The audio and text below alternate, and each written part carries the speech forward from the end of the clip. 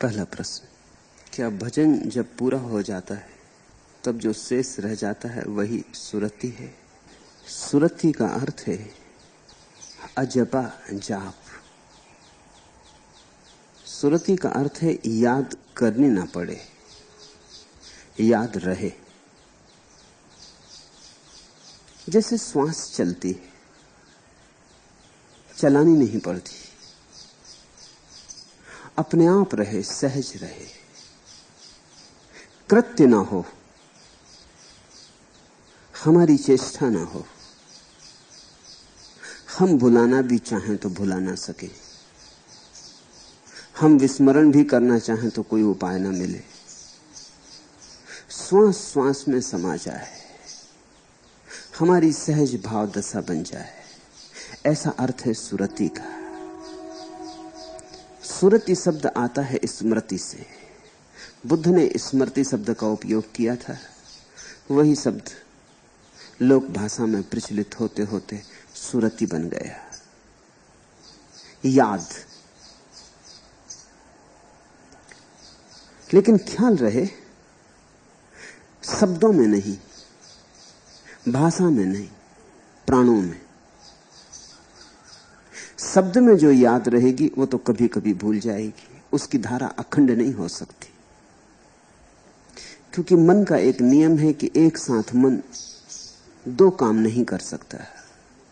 अगर धन की सोचोगे तो ध्यान चूक जाएगा, ध्यान की सोचोगे धन भूल जाएगा, घर की सोचोगे बाजार भूल जाएगा, बाजार की सोचोगे घर भूल जाएगा। मन एक साथ दो काम नहीं कर सकता। तो मन तो हजार काम में उलझा हुआ है, एक काम से दूसरा, दूसरे से तीसरा। मन का तो बड़ा व्यापार है। तो अगर मन से ही परमात्मा की याद की तो कभी कभी हो सकेगी, और कभी कभी की याद का कोई भरोसा नहीं। फिर तो तभी होगी जब जीवन में बड़ा दुख होगा, मतलब से होगी, हेतु होगा। जब दुख आएगा तो याद आ जाएगी, मगर दुख के कारण आएगी।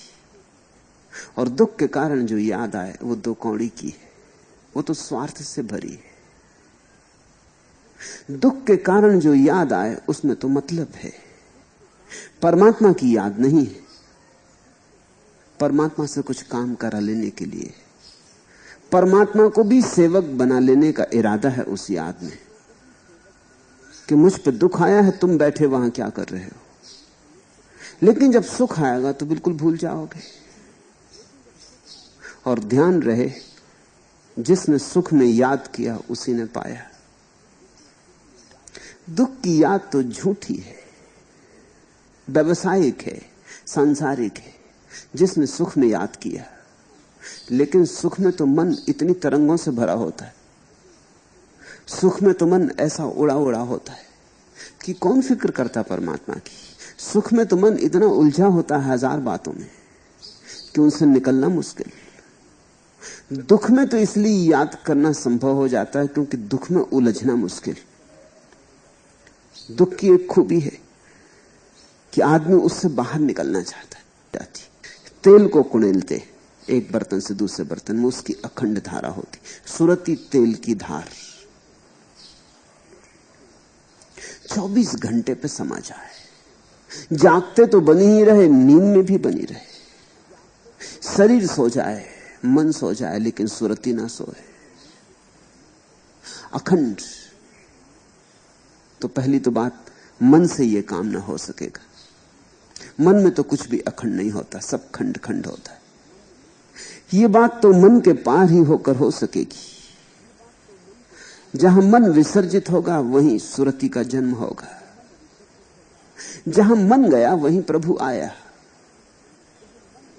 तो सुरति कोई मनन नहीं है, क्योंकि मनन तो मन की प्रक्रिया है। यह कोई चिंतन नहीं है, क्योंकि चिंतन भी मन की ही प्रक्रिया है। सुरति बड़ी अपूर्व घटना है। तुमने पूछा है कि जहां भजन पूरा हो जाता है, ठीक पूछा है। जहां भजन पूरा हो जाता है, जहां कर्मयोग किया जा चुका है, भजन में कृत्य है। सुरति में कृत्य नहीं है। जहां तुम जो कर सकते थे, प्रार्थना कर सकते थे, पूजा कर सकते थे, अर्चना कर सकते थे, भजन कर सकते थे, नाच सकते थे, तुम जो कर सकते थे सब तुमने कर लिया। लेकिन तुमने इतना किया, इतना किया, इतना किया कि धीरे धीरे, जैसा कल पलटू ने कहा कि तिल के दानों के पास सुगंधित फूल रख दो, तो तिल के दाने सुगंधित फूल की सुवास से भर जाते। इसलिए तो तेल में गंध आ जाती। तेल में गंध तिल की नहीं है, पास रखे गए फूल की है। ऐसे ही अगर तुम मन से जो कुछ हुआ हो सकता था वो किया, तुमने सब कर डाला, जो मन कर सकता था सब किया, इस करने में ही फूल करीब आया। बहुत बार परमात्मा को याद किया चेष्टा से, तुम्हारे भीतर इसकी सुवास भरने लगी। एक दिन ऐसा आ जाएगा, मन ने भजन छोड़ दिया, भजन तो गया लेकिन सुरति जगती रही। फूल तो चला गया लेकिन सुवास तिल के दानों में। तो भजन की लंबी प्रक्रिया के बाद ही सुरति फलती। भजन जहां पूर्ण हो जाता है वहां सुरति फलती। सुरति निचोड़ है, सार, इत्र। भजन फूलों जैसा है, एक फूल, दो फूल, तीन फूल, मगर सब कुम्हला जाते हैं, कुम्हला ही जाएंगे। आदमी के कृत्य की कितनी गति है, थोड़ी दूर चल सकता है। क्षणभंगुर आदमी का कृत्य शाश्वत तक कैसे जाएगा? थोड़ी सी झलक दे सकता है शाश्वत की, क्षण भर को जब होता है। सुबह फूल जब खिलता है बगिया में, तो कौन भरोसा कर सकता है कि अभी सांझ आएगी नहीं और फूल मिट्टी में मिल जाएगा? सुबह जब फूल अपनी मस्ती में खिला होता है और सुवास को बिखेरता है, चांतारों से टक्कर लेने की तैयारी रखता है, सूरज से मुलाकात करता है, हवाओं के झोंकों को झेल जाता है, ऐसा आनंदित होता है कि लगता है सदा रहेगा, सदा रहेगा। इसके आनंद को देख के लगता है कि ये कभी मिटेगा, कभी नहीं मिटेगा। लेकिन सांझ आती है, फूल गिर जाता है, बिखर जाता है, मिट्टी में खो गया। सुबह जब जीवंत था तो कितना बलशाली मालूम होता था और कितना सुंदर, कैसी शाश्वत की झलक मारता था। सांझ पता चला समय के भीतर कुछ भी शाश्वत नहीं। ऐसे ही जब भक्त भजन करता है तो ऐसा लगेगा हो गई बात, घट गई बात, मगर भजन फूल जैसा है, सुरति इत्र जैसी। फूल तो कुम्हला जाएंगे लेकिन इत्र बच सकता है। तो एक एक भजन से इत्र को निचोड़ते जाना है, शब्द को भूलते जाना है, भाव को निचोड़ते जाना है, कृत्य को भूलते जाना है, समर्पण को पकड़ते जाना है। एक दिन ऐसी घड़ी आ जाती है जब तुमने हजार हजार भजन किए, उन सब का निचोड़ इकट्ठा हो गया है, इत्र इकट्ठा हो गया। अब भजन करने की भी जरूरत ना रही, अब तुम भजन हो गए। सुरति का अर्थ है जब भक्त भजन हो गया। अब अभ्यास नहीं है। इसलिए कबीर ने कहा, उठूं बैठूं सो परिक्रमा। अब मंदिर नहीं जाता परिक्रमा करने, अब तो उठ जाता हूं, बैठ जाता हूं तो भी परमात्मा की ही परिक्रमा चल रही। खाऊं पीऊं सो सेवा। अब मंदिर में जाके भगवान को भोग नहीं लगाता, न मंदिर की घंटियां बजाता हूं, न पूजा का थाल सजाता हूं। खाऊं पीऊं सो सेवा। अब तो मैं खुद भी जो खाता पीता हूं वो भी उसी की सेवा है, क्योंकि वही भीतर भी विराजमान है, वही बाहर भी विराजमान है। इसको कबीर ने कहा, साधो सहज समाधि भली। मगर ये सहज समाधि ऐसे ही नहीं घट जाती। इस सहज के पीछे बड़ी प्रक्रियाएं, वर्षों की, जन्मों की प्रक्रियाएं। इसलिए सहज का मतलब यह मत समझ लेना कि जो बिना कुछ किए घट जाती, नहीं। जब घटती है तो कुछ नहीं करना पड़ता, लेकिन घटने के पहले बहुत कुछ करना पड़ता है। हजारों हजारों भजनों के बाद कहीं एक बूंद इत्र, हजारों फूलों से निचोड़ के कहीं एक बूंद इत्र। इसलिए तो इत्र की कीमत होती। सुरति है इत्र।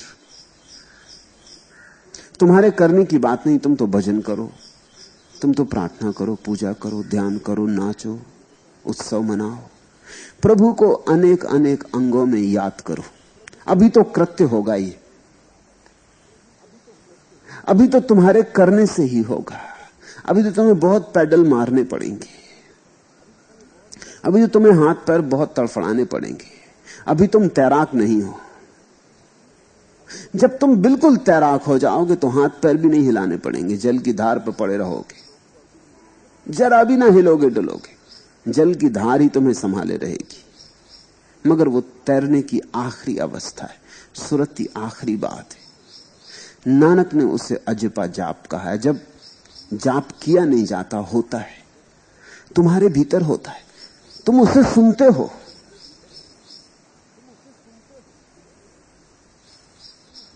तुम करोगे तो जाप तुमसे नीचा होगा, तुम्हारा किया हुआ तुमसे बड़ा नहीं हो सकता। तुम जब सुनोगे, तुम्हारे भीतर जब गूंज उठेगी, तुम्हारे किए से नहीं, गूंज उठ रही है, तुम तो दृष्टा हो जाओगे। तुम देखोगे कि ये क्या हो रहा है, ये गूंज उठ रही, ये तुम्हारे रोए रोए में भरी है, ये किसी अज्ञात लोक से तुम में प्रवेश कर रही।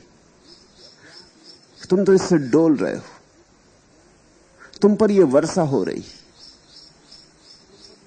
जिस दिन तुम दृष्टा मात्र रह जाओगे, करता नहीं, उस दिन सुरती। लेकिन सुरती की एक बूंद करोड़ों करोड़ों भजनों का फल है। भजन से शुरू करो, सुरती पर पहुंचना है।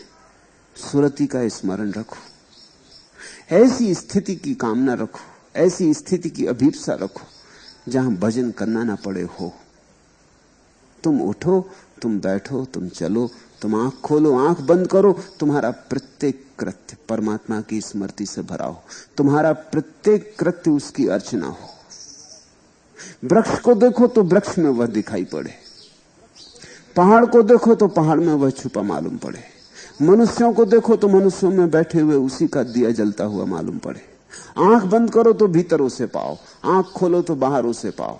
जागो तो उसमें जागो, सो तो उसमें सो। मगर ये बात आज तो ना हो सकेगी, अभी तो ना हो सकेगी। सुरती तो अनंत अनंत भजनों का फल है। भजन अभ्यास, सुरती स्वभाव।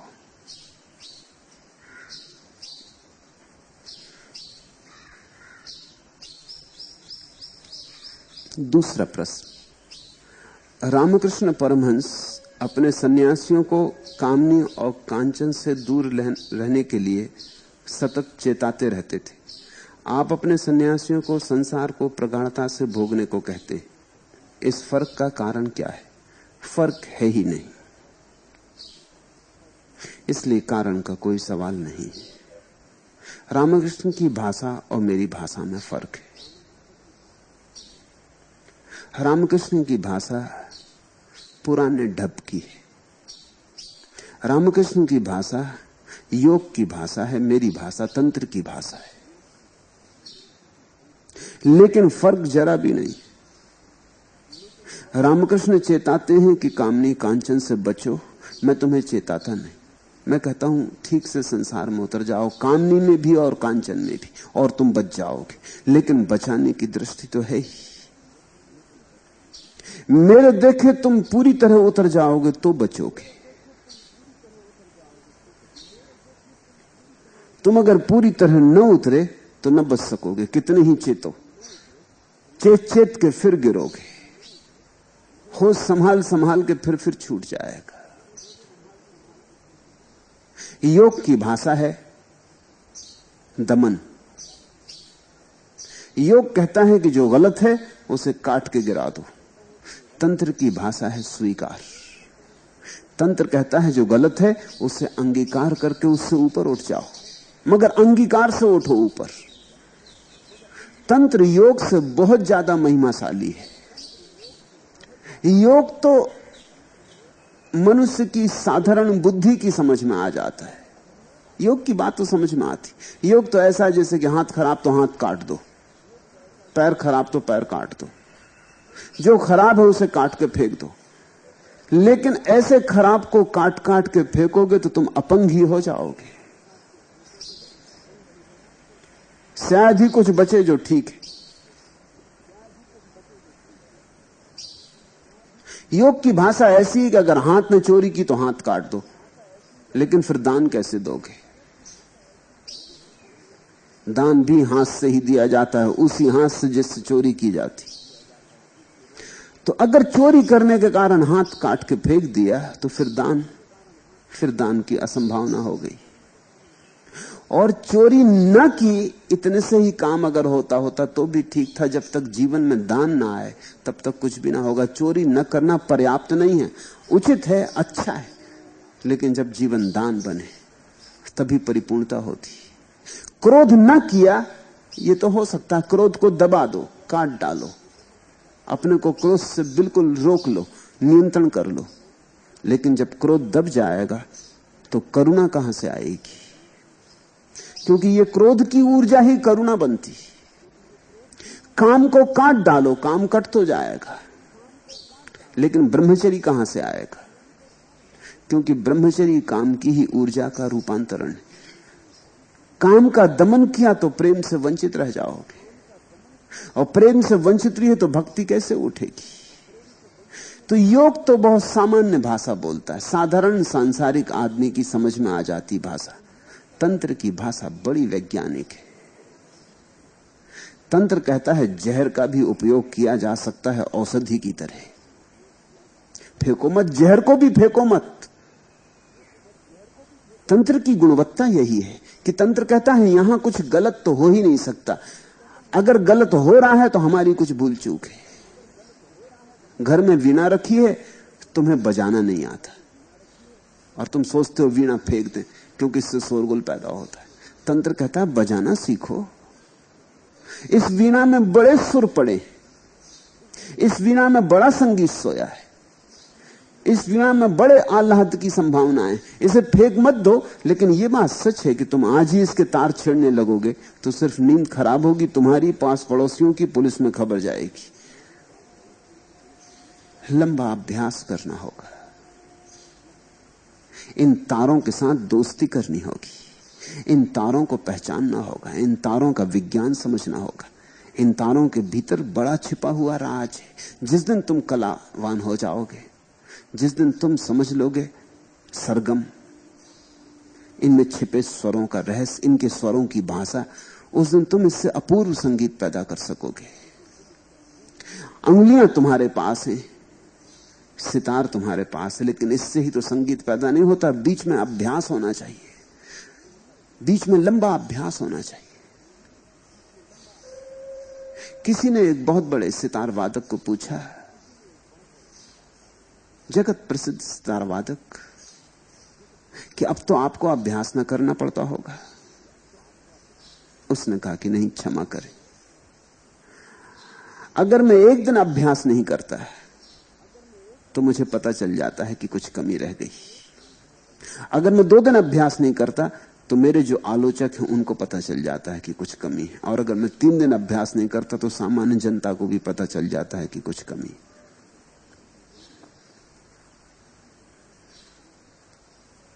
अभ्यास सतत चलता है। ऐसी घड़ी भी आती है जब अभ्यास के पार हो जाता आदमी, तभी समझो कि पूर्ण मंजिल मिली। जब सितार वादक को वीणा की भी जरूरत न रह जाए, वो वीणा को छोड़ दे, उसका संगीत उससे ही पैदा होने लगे, वैसी घड़ी भी आती है। लेकिन वो घड़ी तो आखिर में आती, उसके पहले तो सितार के साथ बहुत दिन की दोस्ती बांधनी पड़ेगी। तंत्र बड़ा अपूर्व है, योग साधारण। योग भोगी को भी समझ में आ जाता है, क्योंकि योग भोगी की ही भाषा बोलता है। भोगी भी जानता है कि काम दुख लाता है, और योग कहता है छोड़ो। रामकृष्ण कहते हैं कामनी कांचन से बचो। ये सभी को समझ में आ जाता है। सभी को पता है कि कामनी से दुख मिला, पीड़ा मिली। सभी को पता है कि जितना कांचन के पीछे दौड़े, धन के पीछे दौड़े, उतना पागलपन आया, हाथ तो कुछ न लगा। ये तो भोगी को भी पता है। योग भोग की भाषा बोलता है।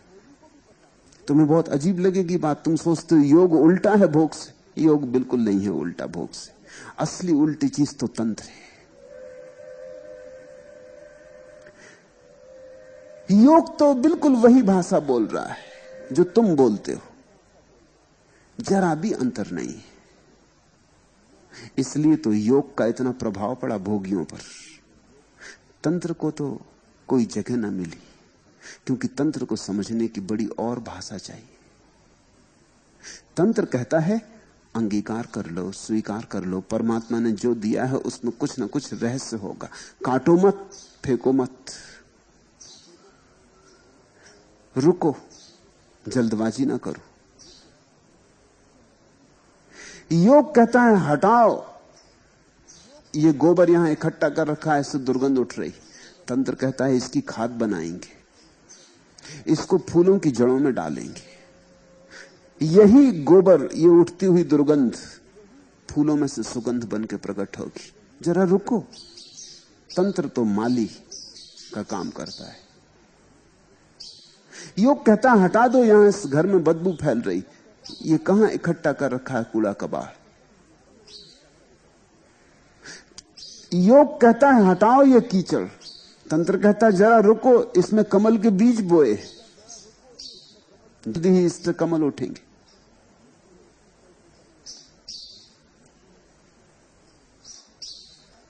संस्कृत में कमल का नाम है पंकज। पंकज का अर्थ होता है पंख से, कीचड़ से, कीचड़ से जो पैदा होता है। तुमने ये रहस्य देखा? कमल जैसा कोई फूल नहीं, और कमल गंदगी से पैदा होता। हमने बुद्ध को कमल पे बिठाया है, और हमने विष्णु की नाभि से कमल उगाया है, और समस्त ज्ञानियों ने कहा है कि 7वें चक्र में जब ऊर्जा पहुंचती है तो सहस्त्र दल कमल खुलता है, सहस्त्रार खुलता है।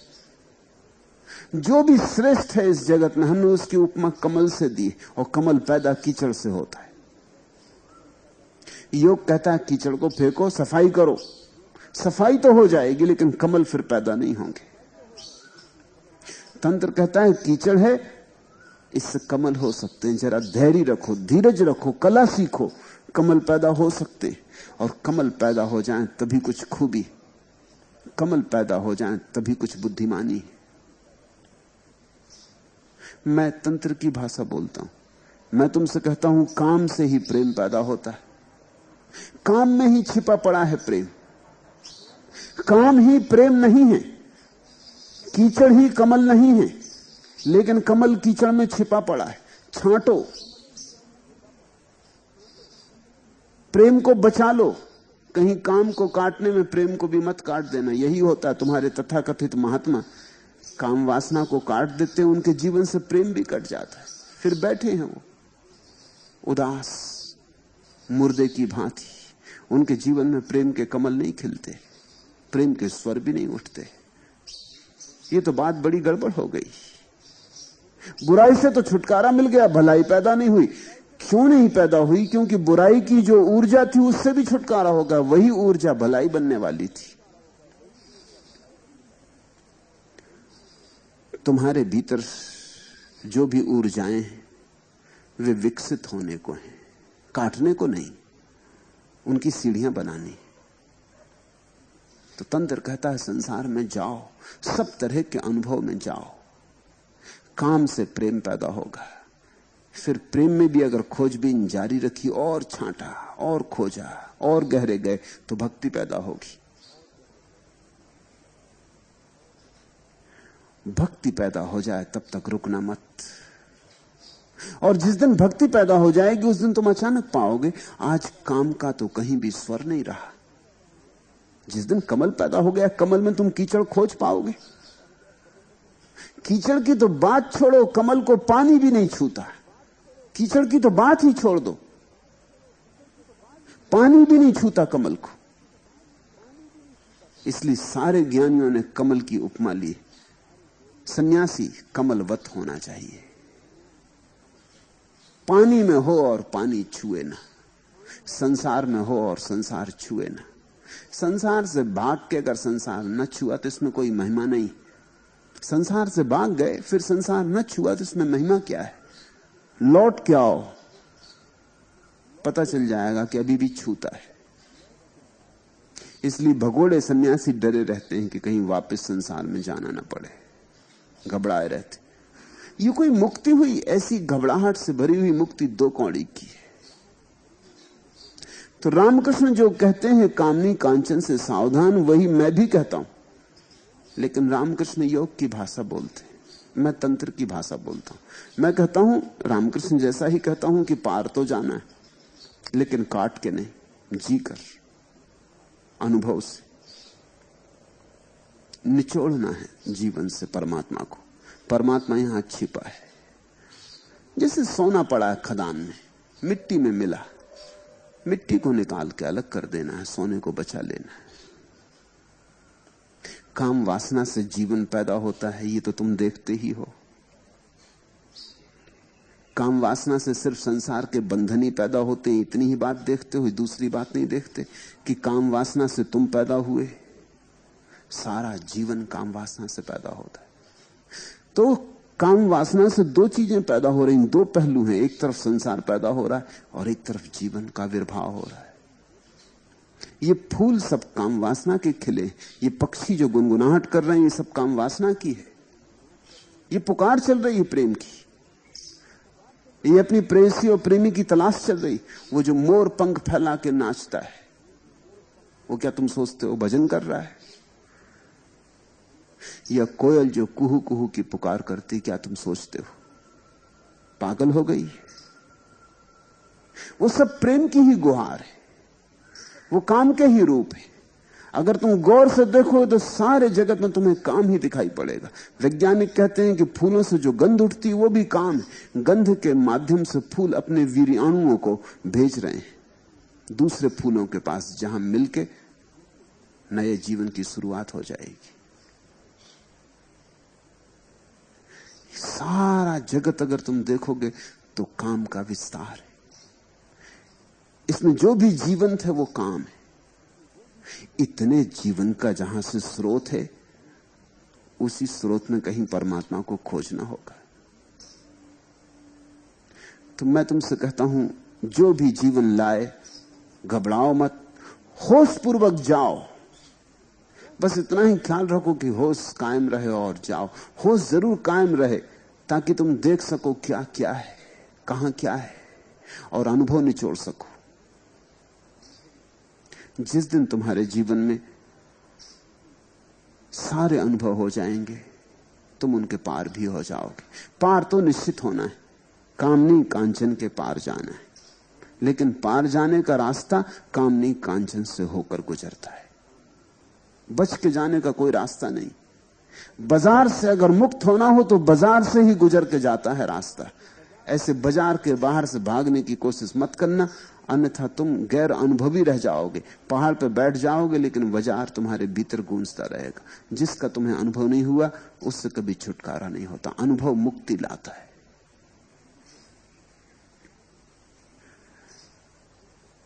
देखने देखने की बात है।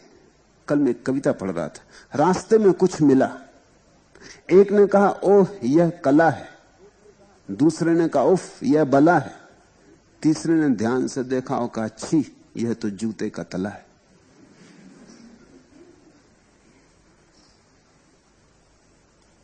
तुम जीवन को गौर से देखो, यहां जो जो व्यर्थ है वो दिख जाएगा। जैसे ही दिख जाएगा वैसे ही छूट जाओगे। पहले शरीर में सौंदर्य दिखाई पड़ता है, जब तुम गौर से देखोगे तो कहोगे छी यह तो जूते का तला है। फिर मन में सौंदर्य दिखाई पड़ेगा, एक दिन तुम वहां भी पाओगे यहां भी कुछ नहीं। फिर आत्मा में सौंदर्य दिखाई पड़ेगा, तुम गहरे होने लगे। फिर एक दिन तुम पाओगे यहां भी कुछ नहीं, तब परमात्मा का सौंदर्य दिखाई पड़ता है। परमात्मा का सौंदर्य आखिरी गहराई, अतल गहराई है।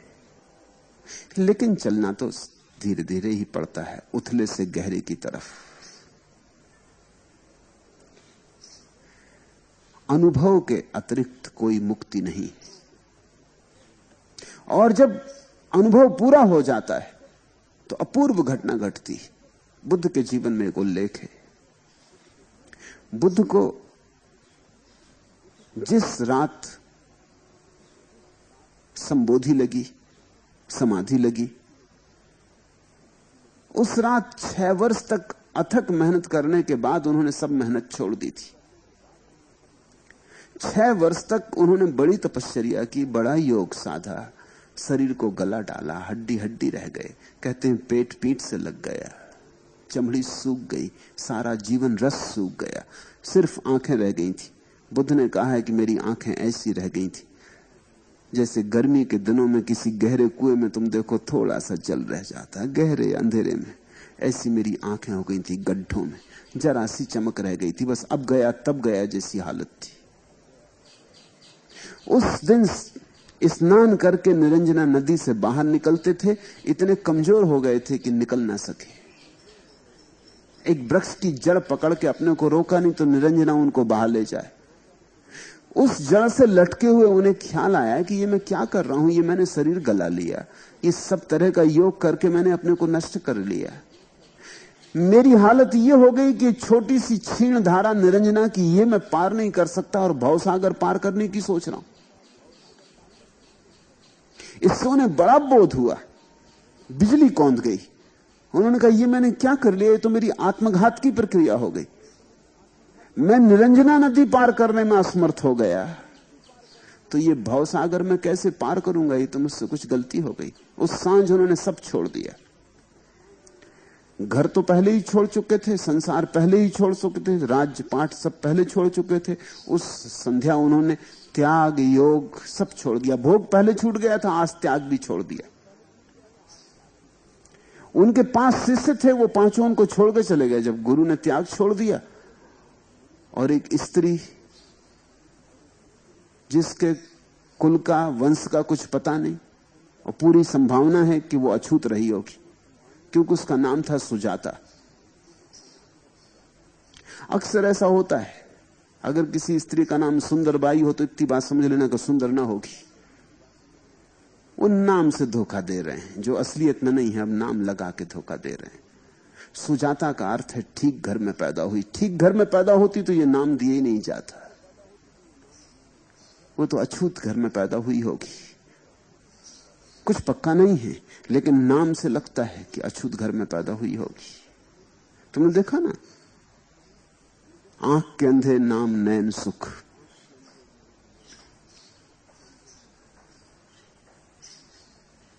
सुजाता से लगता है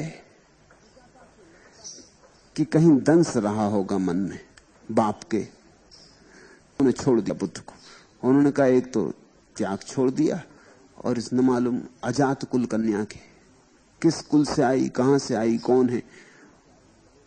उस सुजाता ने मनौती मनाई थी कि पूर्णिमा की रात फला फला वृक्ष को, जहां वो सोचती थी देवता का वास है, गांव के लोग सोचते थे, खीर चढ़ाएगी।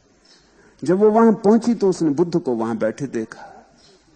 उसने तो समझा कि वृक्ष का देवता प्रकट हुआ है। उसने खीर बुद्ध को चढ़ा दी। वो तो बड़ी धन्यभागी समझी अपने को। उसने तो वृक्ष के देवता को खीर चढ़ाई, लेकिन बुद्ध तो सब त्याग कर चुके थे, तो उन्होंने खीर स्वीकार कर ली। और कोई दिन होता तो वो स्वीकार भी ना करते। शिष्यों ने छोड़ के चले गए। उन्होंने कहा ये गौतम भ्रष्ट हो गया। उस रात बड़े निश्चिंत सोए बुद्ध, पहली दफा निश्चिंत सोए। न संसार बचा, न मोक्ष बचा। कुछ पाना ही नहीं था तो अब चिंता क्या थी। चिंता तो पाने से पैदा होती। जब पाना हो तो चिंता पैदा होती। तुमने देखा ना, कभी रात अगर पाने का कुछ ख्याल पकड़ा रहा है मन में कि एक मकान खरीदना है, कि नया धंधा करना है, कि ये करना है, कि लॉटरी का नंबर कल खुलने वाला है, कुछ मन में लगा रहे, दौड़ बनी रहे तो चिंता होती। उस रात तो कोई चिंता नहीं रही, मोक्ष की भी चिंता नहीं रही। बात ही छोड़ दी। बुद्ध ने कहा ये सब फिजूल है, न यहां कुछ पाने को है, न वहां कुछ पाने को कुछ है ही नहीं। मैं नाहा की दौड़ में परेशान हो रहा हूं। अब मैं चुपचाप सब यात्रा छोड़ देता हूं। निश्चिंत सोए। उस रात उन्होंने अपने जीवन को जीवन की धारा के साथ समर्पित कर दिया। धारा के साथ बहे। जैसे कोई आदमी तैरे ना और नदी में हाथ पैर छोड़ दे और नदी बाहर ले चले। खूब गहरी नींद थी, सुबह आंख खुली और पाया कि समाधिस्थ हो गए। लेकिन तब जो घटना मैं तुमसे कहना चाहता हूं वो घटी। रात वो जो सुजाता मिट्टी के पात्र में, गरीब घर की लड़की रही होगी, मिट्टी के पात्रों में गरीब घर के लोग ही खाना खाते, वो मिट्टी के पात्र में खीर छोड़ गई थी, वो पात्र पड़ा था। बड़ी मीठी कथा है। बुद्ध ने वो पात्र उठाया, वो निरंजना में गए, नदी के किनारे। उन्होंने कहा कि अगर ये सच है जैसा मुझे लगता है कि समाधि फलित हो गई, पहली दफा मुझे ज्ञान हुआ है, मैं अपूर्व ज्योति से भरा हूं, मेरे सब दुख मिट गए, मुझे कोई चिंता नहीं रही, मुझे कोई तनाव नहीं रहा, मैं ही नहीं रहा, मैं समाप्त हो गया हूं। मुझे तो पक्का अनुभव हो रहा है कि मैंने पा लिया, जो पाने योग्य मिल गया। ये करोड़ों करोड़ों वर्षों में मिलने वाली समाधि मेरी खिल गई। मगर मैं सबूत चाहता हूं, मैं अस्तित्व से सबूत चाहता हूं कि ऐसा मुझे तो लग रहा है कि मिल गई, लेकिन प्रमाण क्या है, अस्तित्व से क्या प्रमाण। तो उन्होंने वो पात्र निरंजना में छोड़ा और कहा अगर ये पात्र नीचे की तरफ न जाके नदी में ऊपर की तरफ बहने लगे तो मैं मान लूंगा कि मुझे हो गया। और बुद्ध ने देखा, और नदी के किनारे जो मछुए मछली मार रहे थे उन्होंने चौंक के देखा, वो पात्र नदी के ऊपर की तरफ बहने लगा, तेजी से बहने लगा और जल्दी ही आंखों से ओझल हो गया। ये कहानी बड़ी मीठी है और बड़ी प्रतीकात्मक है और बड़ी अर्थपूर्ण है। रात बुद्ध ने अपने को छोड़ दिया नदी की धारा में बहने को। जब पूरा छोड़ दिया नदी की धारा में बहने को, तो दूसरे दिन नदी ने भी प्रमाण दिया कि अब तुम ऊपर की धारा भी जा सकते हो। तुम तो क्या, तुम्हारे हाथ से छोड़ा हुआ पात्र भी ऊर्ध्वगामी हो जाएगा। ये तंत्र है, ये तंत्र का मूल आधार है। तुम उतर जाओ संसार में पूरे भाव से, समग्र भाव से, सब छोड़कर। झगड़ा नहीं, झंझट नहीं, कलह नहीं, सिर्फ होश रखते हुए जीवन को उतर जाओ और तुम अचानक जीवन पाओगे कि तुमने तो नीचे जाने के लिए समर्पण किया था, तुम ऊपर जाने लगे। न केवल तुम, तुम्हारे हाथ के छोड़े हुए पात्र भी जीवन की धारा में ऊपर की तरफ यात्रा करने लगेंगे। तो मैं तो तंत्र की भाषा बोलता हूं, लेकिन परिणाम वही है।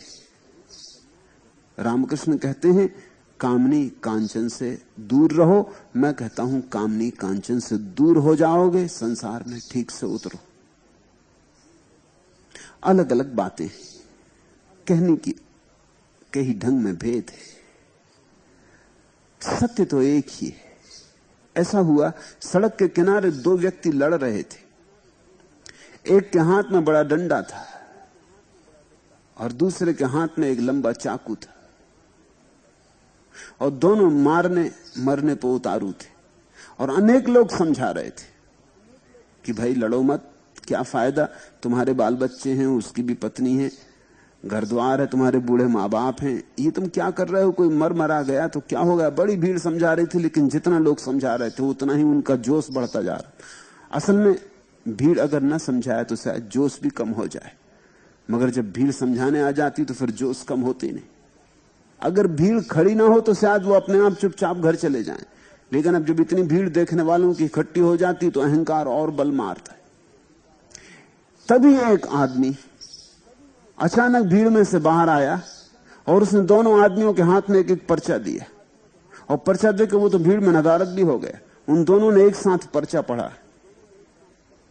पर्चे पे लिखा था, भाइयों, मेरे दवाखाने में गहरे से गहरे जख्म की मरहम पट्टी का सुंदर प्रबंध है, और मेरा दवाखाना यहां से चंद कदमों की दूर है, जरूरत हो तो चले आना। लेकिन उसका ये पर्चा पढ़ते ही दोनों शांत हो गए। कुछ अपूर्व घटना घटी। दोनों ने सोचा हुआ ये भी हद हो गई, हमारी यहां जान जोखम में है, कोई अपने दवाखाने का विज्ञापन कर रहा है। उन दोनों ने पर्चे गिरा दिए और अपने अपने रास्ते घर चले गए वापस। समझाने वालों से ना समझे, लेकिन इस आदमी के दवाखाने के पर्चे ने काम कर दिया।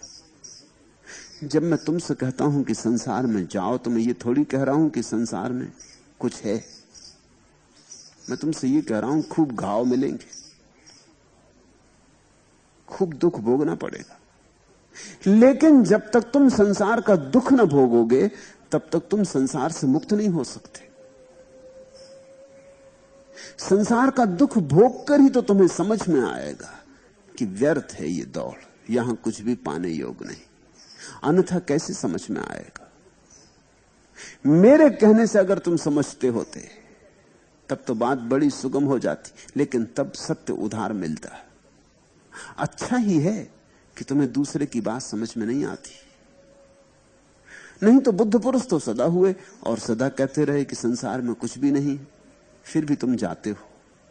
तुम्हें लगता है कुछ है, तो असली सवाल यह है कि तुम्हें कैसे लगे कि कुछ नहीं। मेरे कहने से कैसे लगेगा? रामकृष्ण कहते रहे इससे कैसे लगेगा? और रामकृष्ण ठीक ही कहते कि कुछ भी नहीं है भाई। रामकृष्ण ने देखा है, लेकिन तुमने अभी देखा नहीं। और कानों सुनी सो झूठ सब, आंखों देखी सांच। अब रामकृष्ण कहते हैं पता नहीं क्या मामला है, दिमाग भी खराब हो सकता है, कुछ धोखाधड़ी कर रहे हो, कुछ इनका मतलब हो, कौन जाने। या न धोखाधड़ी करते हो, न पागल हो, भ्रम में पड़ गए हो।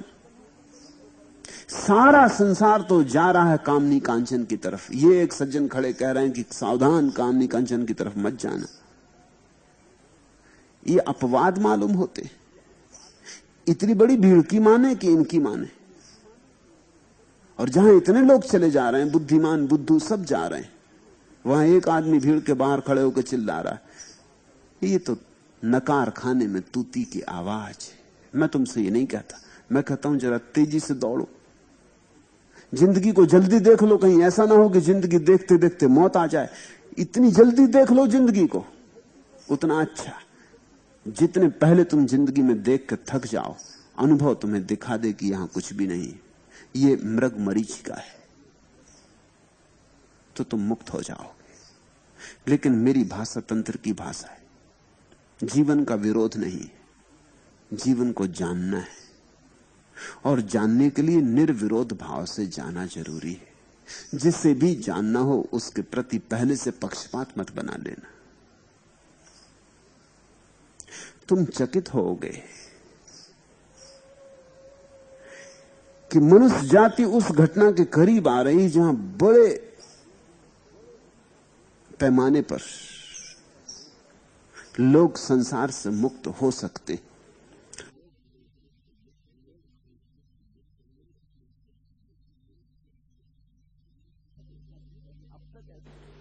अब तक ऐसा इक्का दुक्का होता था, कभी कभार होता था, लेकिन इस सदी के पूरे होते होते कम से कम पश्चिम के मुल्कों में तो निश्चित ही बहुत लोग संसार से मुक्त हो जाएंगे।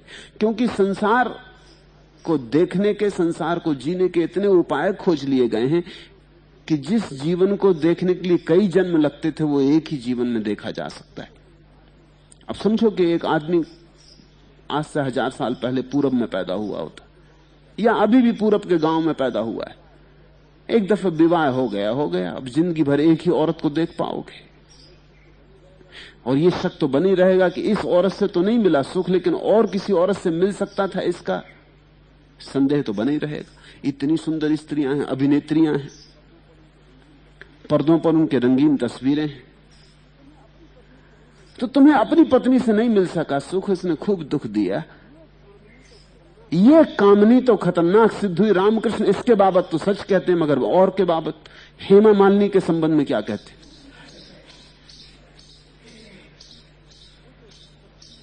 वो जो तस्वीर पर्दे पे बनती, लुभावनी, सारी व्यवस्थाओं से उसका आकर्षण पकड़ता है। इससे तुम कैसे छूटोगे? कई जन्म लगेंगे। आधुनिक सभ्यता कई जन्मों की जरूरत को समाप्त किए दे रही। पश्चिम में एक आदमी अपनी जिंदगी में 8 या 10 बार शादी कर लेता। तुम एक स्त्री से धोखा खाते, वो 10 स्त्रियों से धोखा खाता है। तुम एक पति से धोखा खाते, पश्चिम की स्त्री 10 पतियों से 20 पतियों से धोखा खा लेती। कितनी बार तुम झुठलाओगे? इस बार कहोगे कि चलो ये आदमी ठीक नहीं मिला, दूसरा आदमी ठीक है, अब इससे विवाह कर लें। उससे विवाह करते हो, पाते हो फिर वही चक्कर। 2, 4, 10 दिन के बाद हनीमून समाप्त हुआ और चक्कर वही का वही है। कुछ फर्क नहीं पड़ता, आदमियों की शक्लें अलग हैं, ऊपर के रंग ढंग अलग हैं, भीतर से वही बीमारियां निकलती, वही क्रोध, वही ईर्ष्या, वही वैमनस्य, वही घृणा, वही सब उपद्रव। 10-5 बार पुरुष बदल लेने के बाद, 10-5 बार स्त्रियां बदल लेने के बाद क्या तुम्हें यह विचार मन में नहीं उठने लगेगा कि ये बात भ्रांति मालूम पड़ती है, सब मृग मरीचिकाएं हैं? ये कुछ आश्चर्यजनक नहीं है कि पश्चिम के लोग धर्म में उत्सुक हो रहे हैं। उत्सुक होने का कारण है, पूरब के लोग धर्म में उत्सुक नहीं रहे। अगर पूरब के लोगों की तरफ गौर से देखो तो उनकी सारी उत्सुकता पश्चिम में, और अच्छी मशीनें कैसे ले आएं, एटम बम कैसे बना लें, विज्ञान की नई नई कलाएं कैसे सीख लें। पश्चिम की तरफ भाग रही पूरब की मनीषा, पश्चिम की मनीषा पूरब की तरफ आ रही। पश्चिम से लोग खोज करने आ रहे हैं, ध्यान क्या है, भक्ति क्या है, प्रार्थना क्या है। ये तुम्हें दिखाई नहीं पड़ता कि मामला क्या हो रहा है, ऐसा क्यों हो रहा है? पूरब का आदमी धन से परेशान है, धन नहीं मिला, सुंदर स्त्री नहीं मिली, सुंदर मकान नहीं मिला, मिला नहीं तो अनुभव नहीं हुआ, अनुभव नहीं हुआ तो छुटकारा नहीं होता। पश्चिम के आदमी के पास सब है, सुंदर से सुंदर कार है, सुंदर से सुंदर मकान है, सुंदर से सुंदर पत्नी, पति, बच्चे, और सब खाली हाथ, कोरे के कोरे, राख हाथ में, मुंह में राख का स्वाद। इसका बड़ा क्रांतिकारी परिणाम हो रहा है। पश्चिम का आदमी उत्सुक हो रहा है बुद्ध की बातों में, क्राइस्ट की बातों में। एक नया जागरण पैदा हुआ है। यहां तुम चकित होगे, पश्चिम से आए हुए मेरे सन्यासियों में कोई वैज्ञानिक है, कोई डॉक्टर है, कोई इंजीनियर है, कोई प्रोफेसर है, कोई चर्च का पादरी है।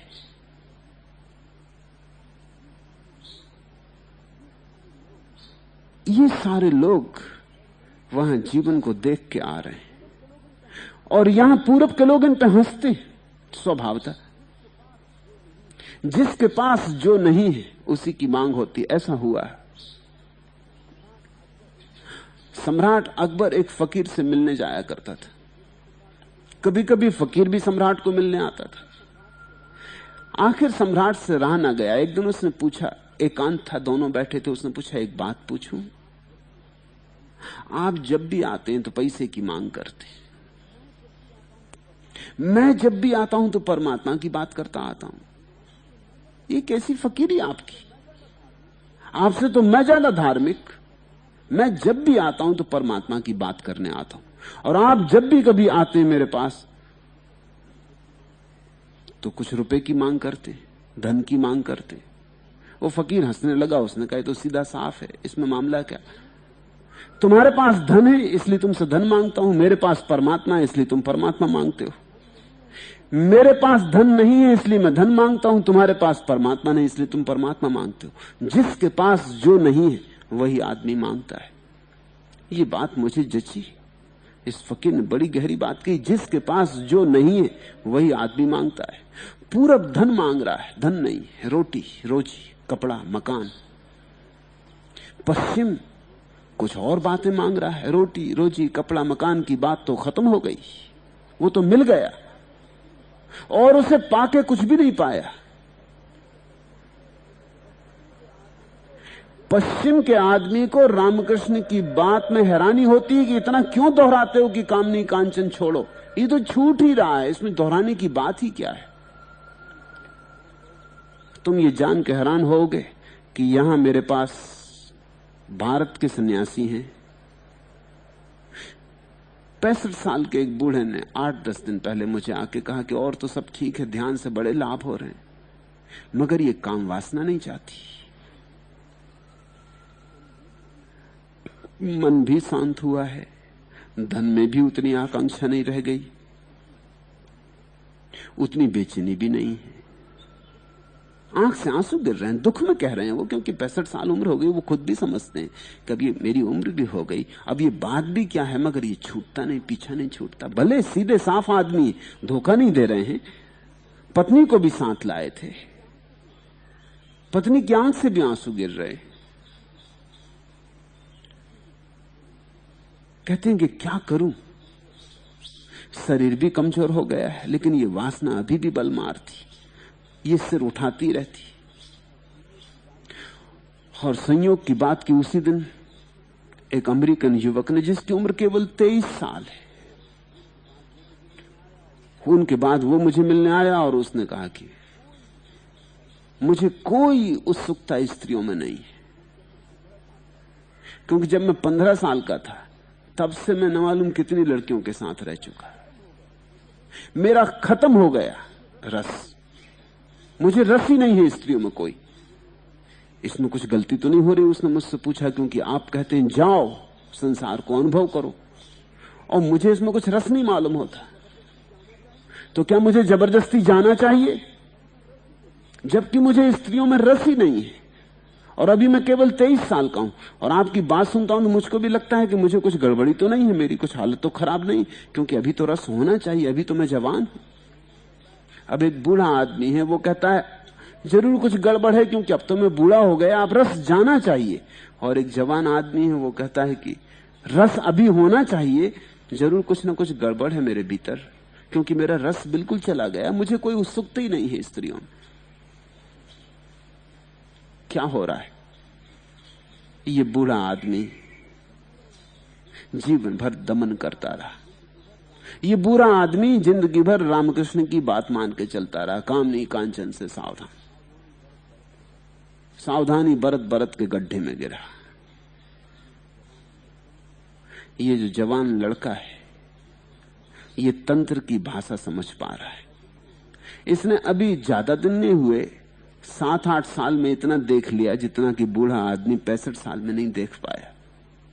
ये बहुत लड़कियों के साथ रह लिया, बहुत लड़कियों को भोग लिया, देख लिया, कुछ सार नहीं, व्यर्थ की बकवास है।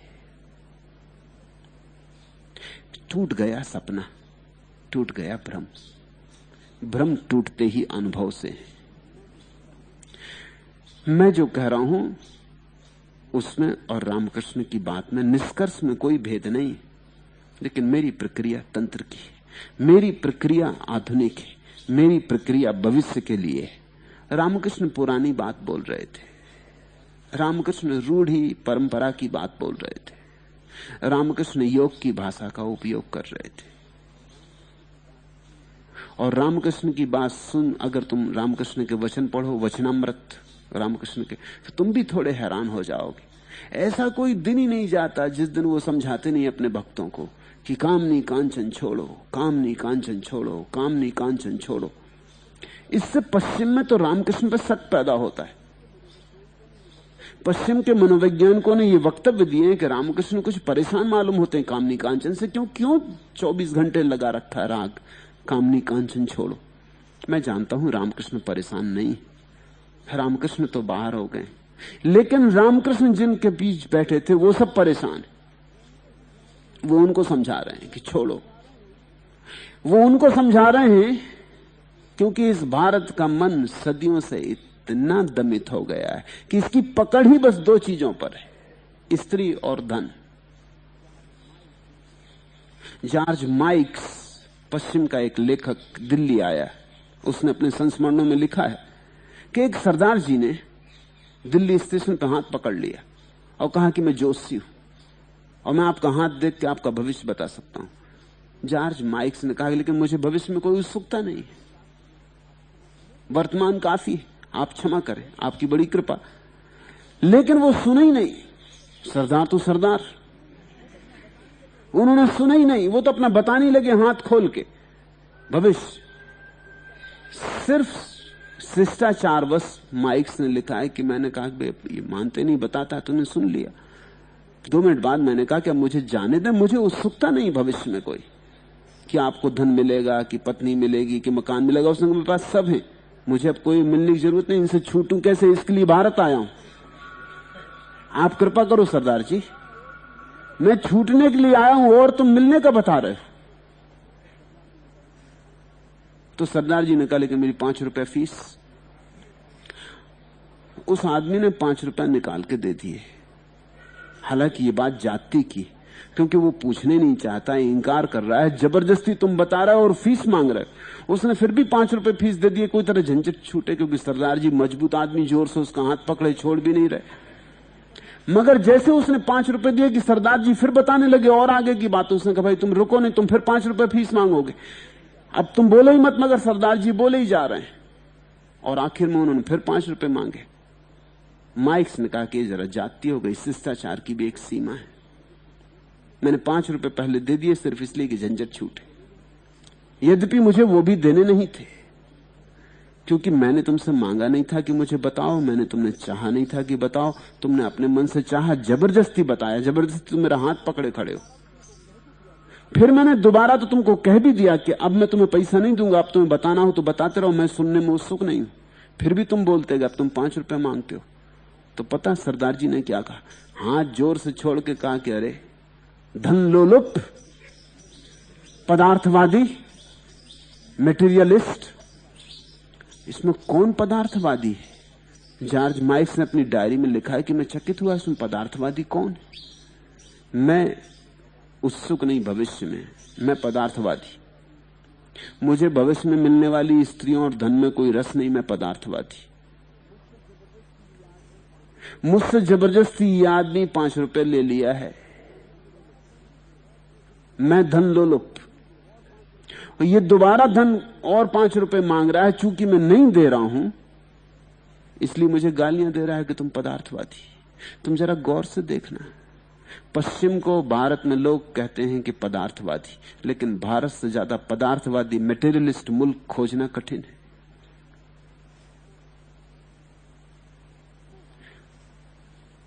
मैं रामकृष्ण की भाषा नहीं बोल सकता, वो भाषा पिट चुकी, वो भाषा मनोवैज्ञानिक रूप से गलत है। रामकृष्ण ठीक हो तो भी उनकी भाषा मनोवैज्ञानिक रूप से गलत है। वो भाषा बैलगाड़ी के दिनों की भाषा है। अब आदमी आकाश में उड़ रहा है, अब आदमी चांतारों पे चल रहा है, सारी चीजें बदल गई हैं। आज के अनुकूल भाषा तंत्र की भाषा है, इसलिए मेरा जोर तंत्र पर है। मैं तुमसे कहता नहीं कि धन छोड़ो, मैं कहता हूं धन को जी लो, भोग लो, छूट जाएगा, छूट जाना चाहिए। अगर ठीक से भोगा तो कैसे ये संभव है कि ना छूटे? मैं तुमसे ये नहीं कहता कि स्त्रियों से बचते फिरो, मैं कहता हूं तुम ठीक से स्त्रियों के बीच से गुजर जाओ। धीरे धीरे तुम पाओगे बात समाप्त हो गई। तुम्हें जिस चीज से डर हो उससे भागना मत, भगोड़े कायर होते। तुम्हें जिस चीज से डर हो उसी चीज से गुजर जाना, उसको अंगीकार कर लेना, चुनौती बना लेना कि इससे गुजर कर रहूंगा, इसे देख कर रहूंगा। फिर सारी जिंदगी भी लग जाए उसमें दांव पे लगाने में तो लगा देना, तुम जरूर जीत के लौटोगे। भगोड़े जीतते नहीं, और परमात्मा को विजेता पसंद आते हैं, हारे हुए लोग पसंद नहीं आते। ये संसार है ही इसलिए कि तुम इसे जीतो।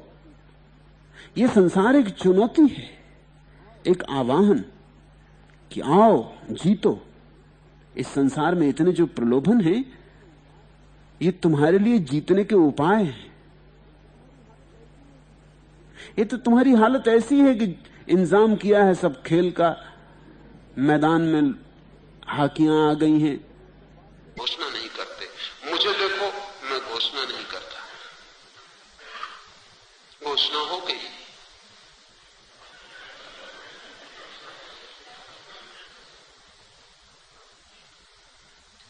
घोषणा नकारात्मक भी होकर हो जाएगी। मेहर बाबा कहते हैं मैं अवतार हूं, ये विधायक घोषणा है। कृष्णमूर्ति कहते हैं मैं अवतार नहीं हूं, ये नकारात्मक घोषणा है। लेकिन दोनों घोषणाएं, घोषणाओं से बचना मुश्किल है। कैसे बचिएगा? कहां भागिएगा?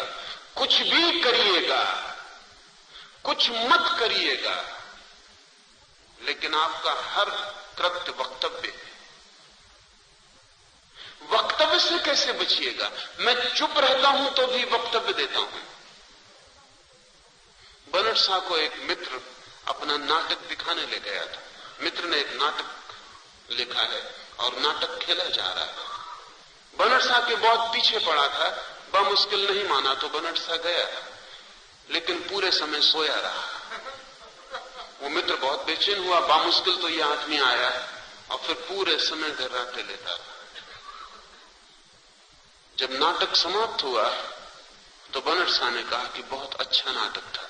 उस मित्र ने कहा मुझे आप धोखा मत दें, क्योंकि आप पूरे समय सोए रहे, आपको वक्तव्य देने का कोई हक नहीं है। बनट शाह ने कहा मेरा सोया हुआ होना ही मेरा वक्तव्य था।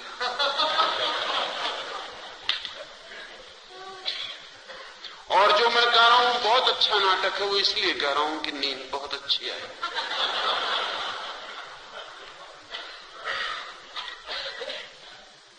बुद्ध और लाओत्से ने चेष्टा की। चेष्टा बहुत महत्वपूर्ण है, लेकिन चेष्टा सफल नहीं हो सकती। और आदमी किसी भी तरह से धोखे का यंत्र पैदा कर ले सकता है। आत्मा जिन्होंने मानी, जिन्होंने घोषणा की परमात्मा होने की, उन्होंने तो धोखा दिया ही। बुद्ध के बाद बुद्ध के भिक्षुओं ने भी वही किया। उन्होंने कोई घोषणा नहीं की, लेकिन तब भी धोखा दिया। धोखा कहीं से भी दिया जा सकता है। धोखे से बचने का कोई उपाय नहीं। फिर इसका अर्थ हुआ कि यह निर्भर करेगा व्यक्ति के अपने रुझान पर कि वो कैसे प्रकट करे। लाओत्से और बुद्ध की रुझान, उनकी पसंदगी नकार की है, नेति की है। किसी बात को कहना हो तो वो कहते हैं वो जो नहीं है उससे ही कहो। अगर उनका बस चले तो वे चाहते हैं कि मौन रहकर ही कहो। लाओत्से समस्त बल प्रयोग के विरोध में, जो भी निसर्ग के पक्ष में होगा वो बल का विरोधी भी होगा। जबरदस्ती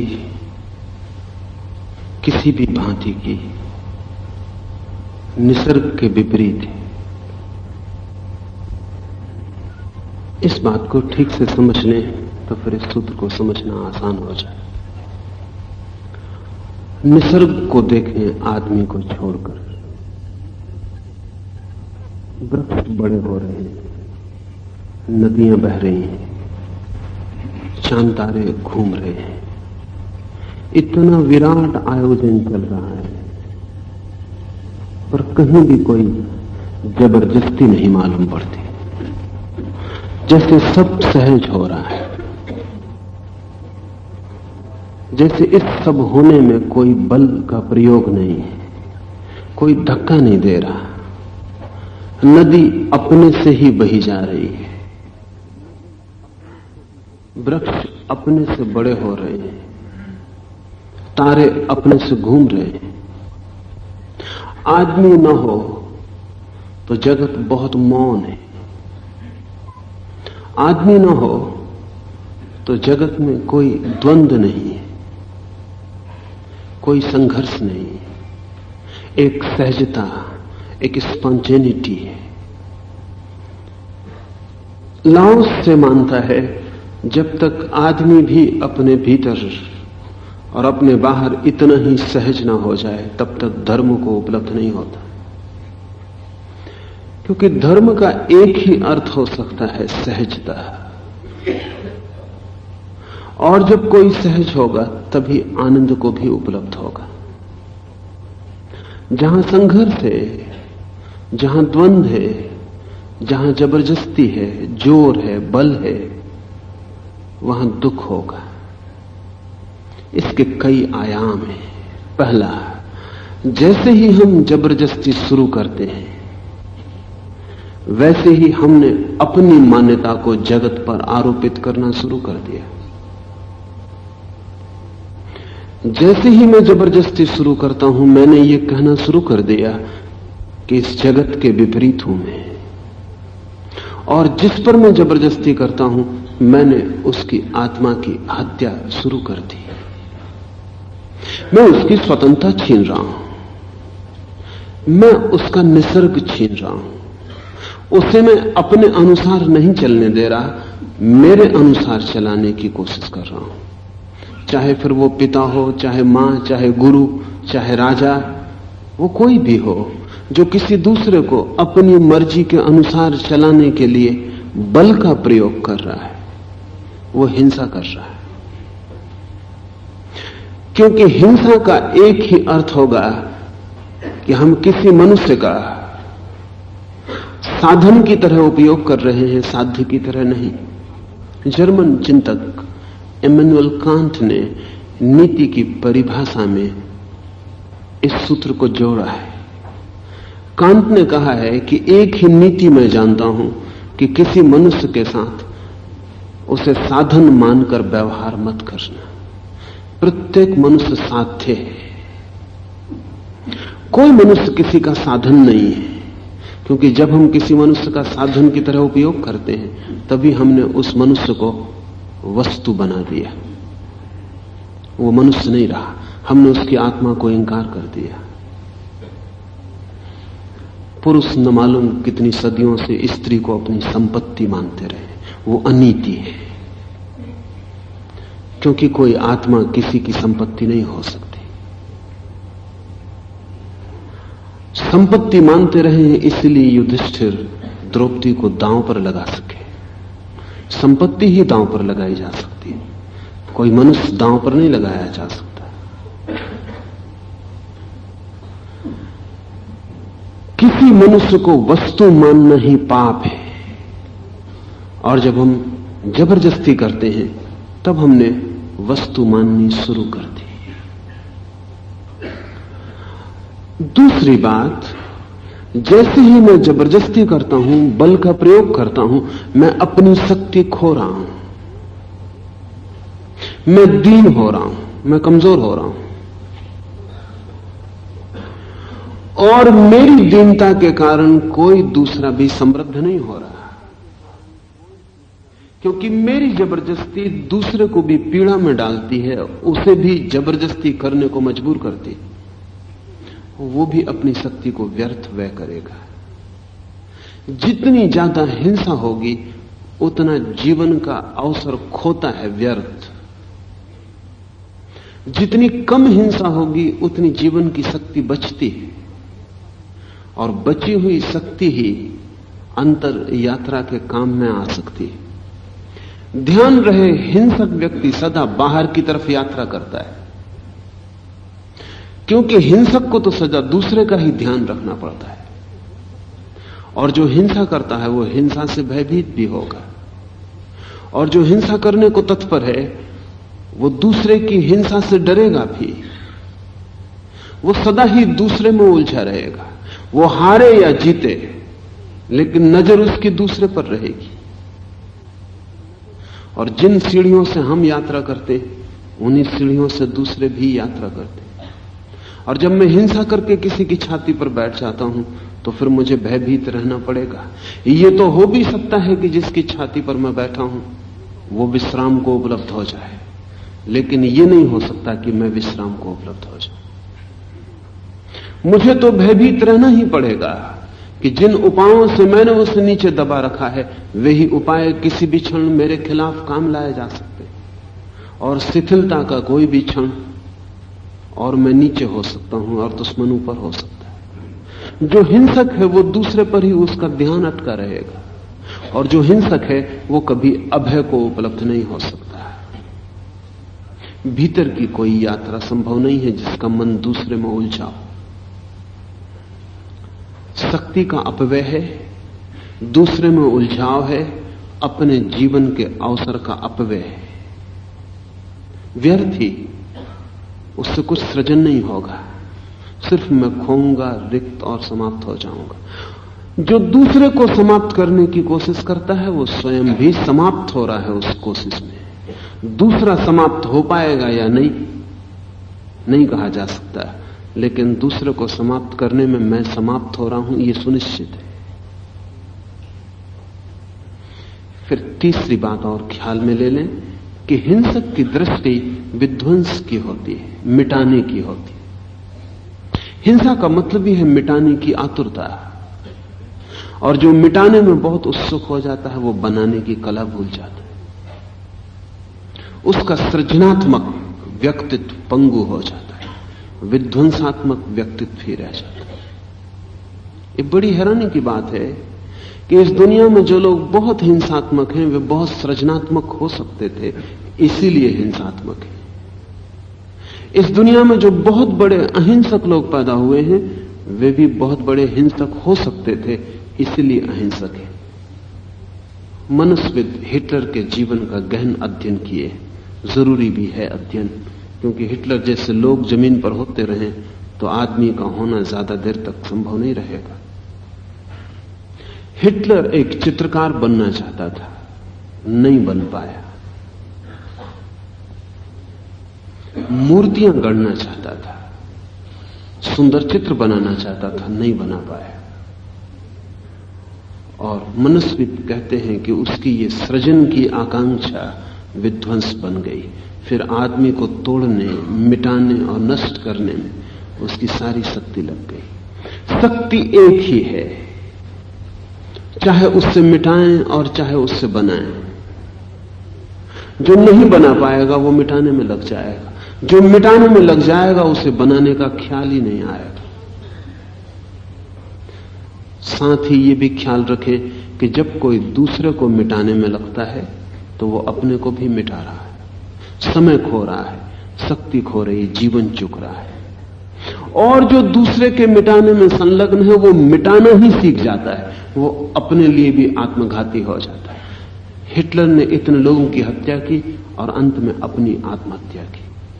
वो बिल्कुल तार्किक है घटना, ठीक यही अंत होगा, क्योंकि मिटाने वाले को एक ही तर्क आता है मिटाने का।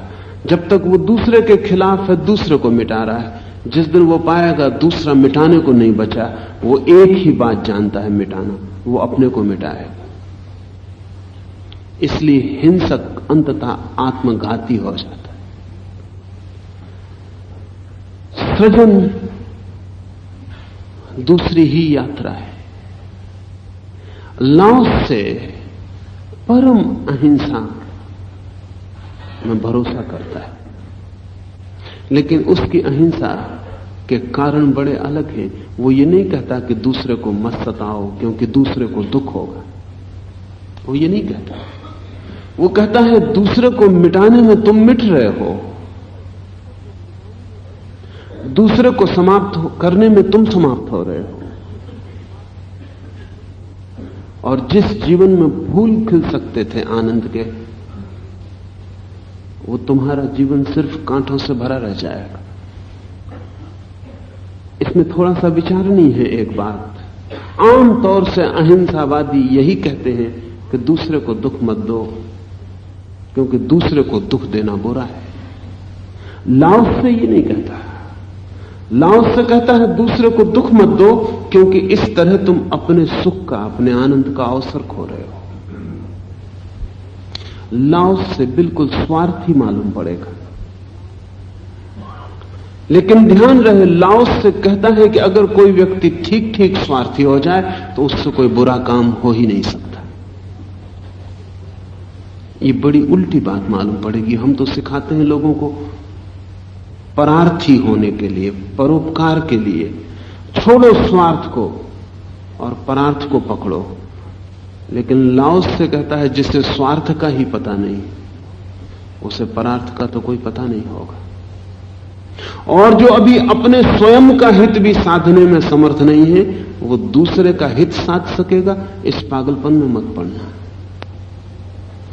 सच तो यह है कि जो अपना हित साध लेता है, उस साधने में ही दूसरे का हित सध जाता है।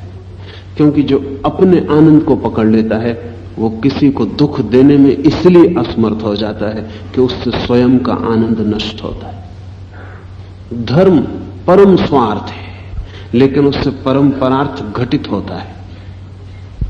नीति परार्थ की बातें करती है, कुछ घटित नहीं होता। न परार्थ घटित होता है, न स्वार्थ घटित होता है। लाओस से कहता है कि अगर व्यक्ति अपने निज का पूरा ख्याल रख ले तो उससे इस जगत में बुरा होगा ही नहीं कुछ। उस ख्याल में ही जीवन के प्रति उसका सद्भाव और करुणा गहन हो जाएगी। असल में दूसरे पर दया वही करता है जैसे अपने पर दया करना आ गया है। और दूसरे पर दया करना नहीं, जो नहीं जानता उसका मतलब ही यह है कि उसे अभी अपने पर दया करने का कोई भी पता नहीं। बुद्ध को किसी ने पत्थर फेंक कर मार दिया है। आनंद उनका शिष्य क्रोधित हो गया है और उसने कहा कि मुझे आज्ञा दे तो इस आदमी को मैं रास्ते पर लगाऊं। बुद्ध ने कहा भूल उसने की है, सजा तू अपने को देख।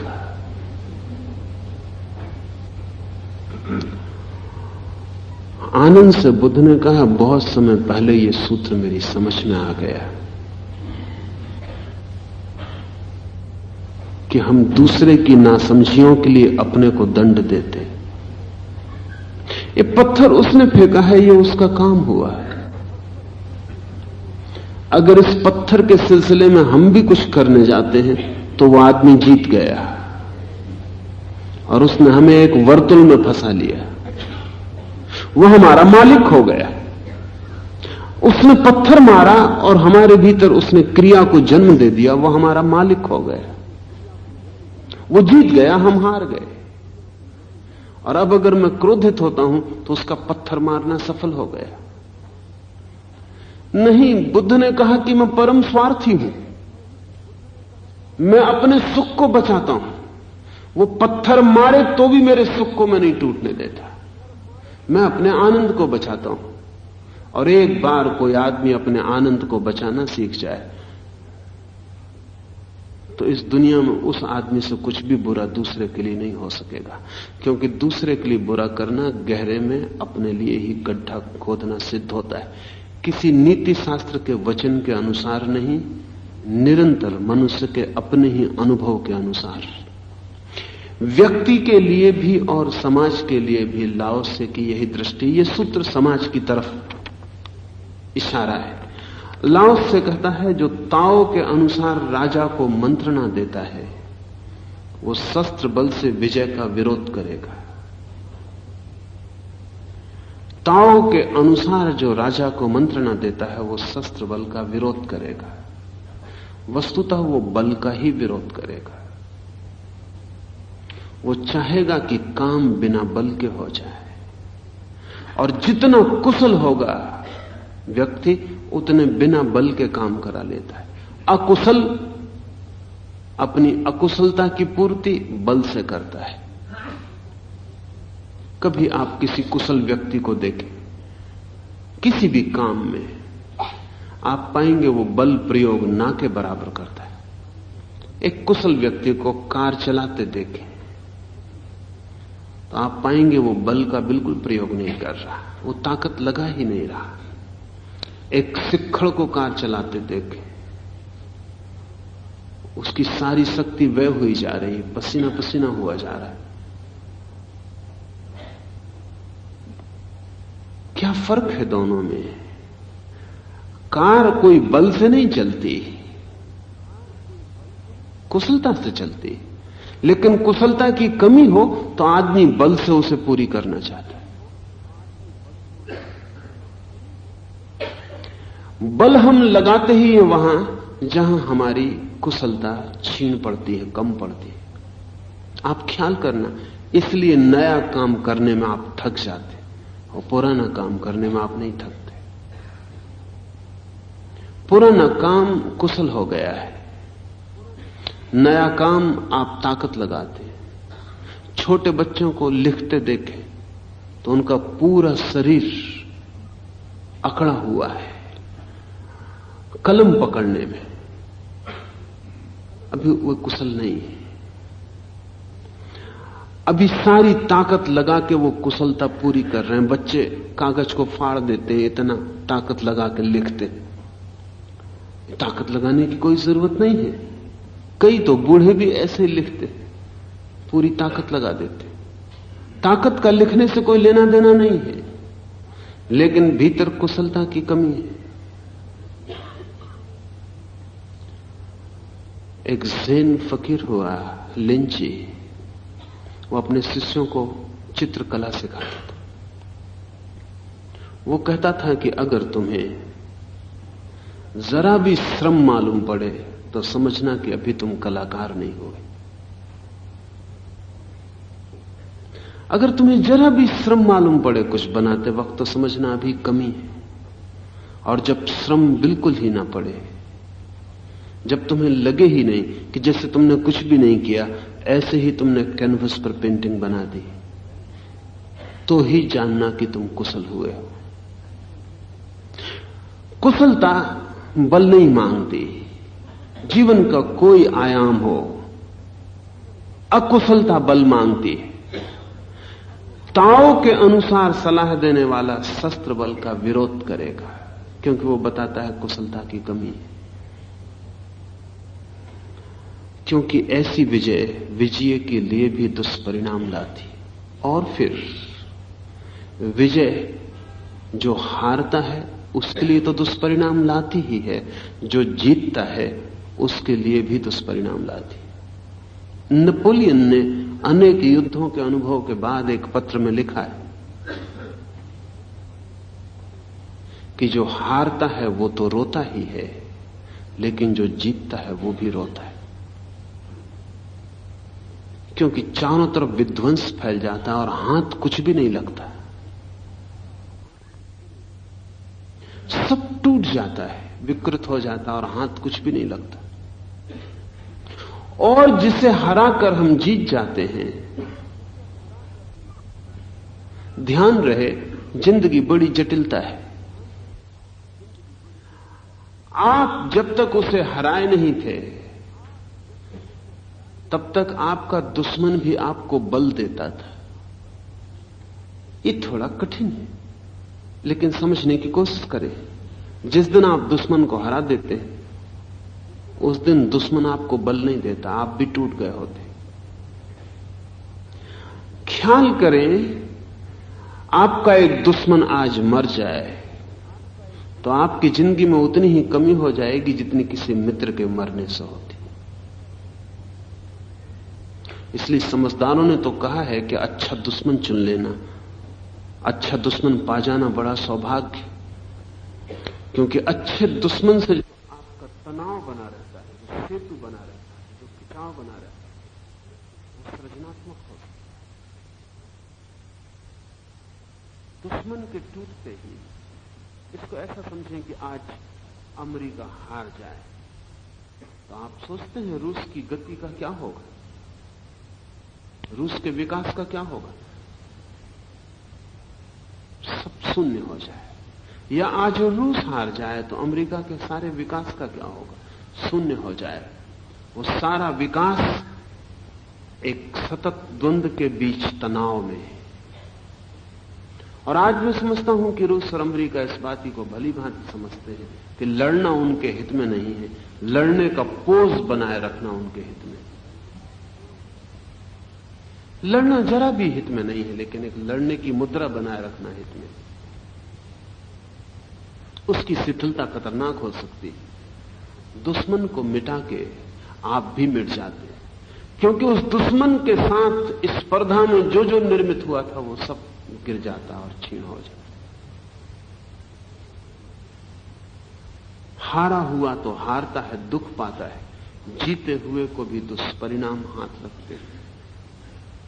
जहां सेनाएं होती हैं वहां कांटों की झाड़ियां लग जाती हैं।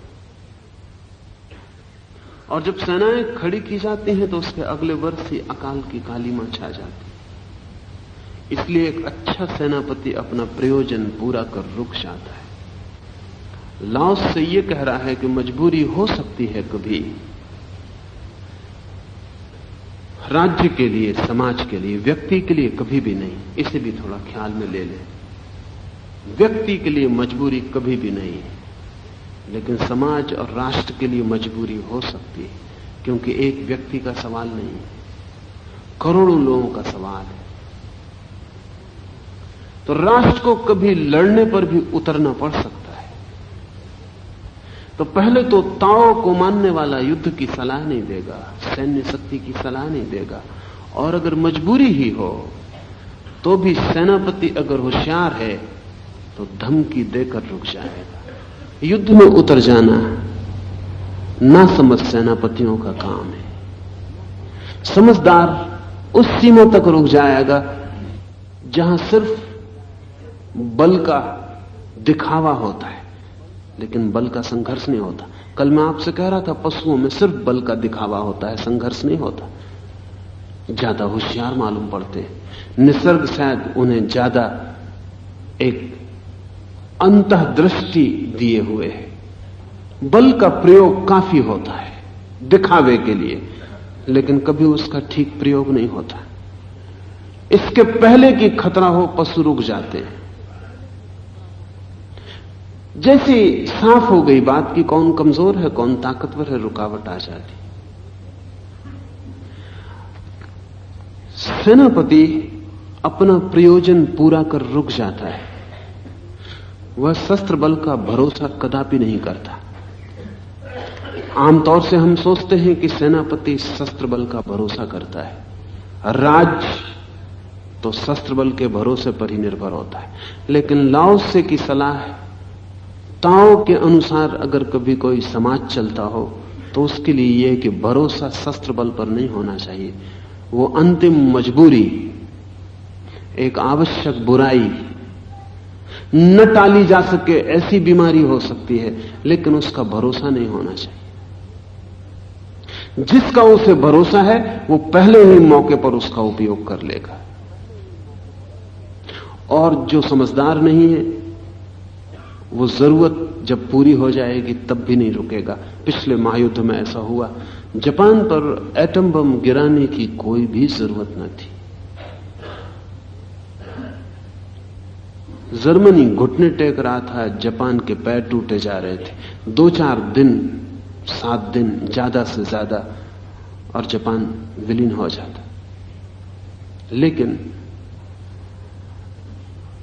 अमेरिका को शस्त्र बल का भरोसा था। एटम हाथ में आ गया था पहली दफा आदमी के, वो उसका उपयोग करना चाहते थे।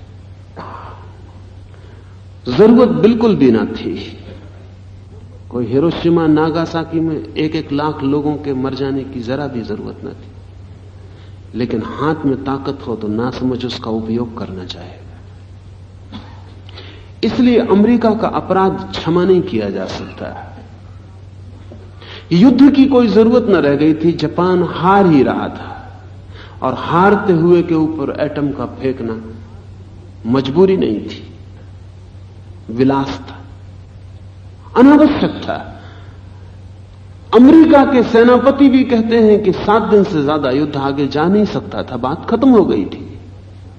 हां, इससे उल्टी हालत हो सकती थी कि जापान जीत रहा होता और न्यूयॉर्क में अमेरिकी फौजें घुटने टेक रही होती और उन्हें एटम बम फेंकना पड़ता है। वो मजबूरी होती, शस्त्र का भरोसा ना होता। लेकिन अमेरिका जरा भी खतरे में न था।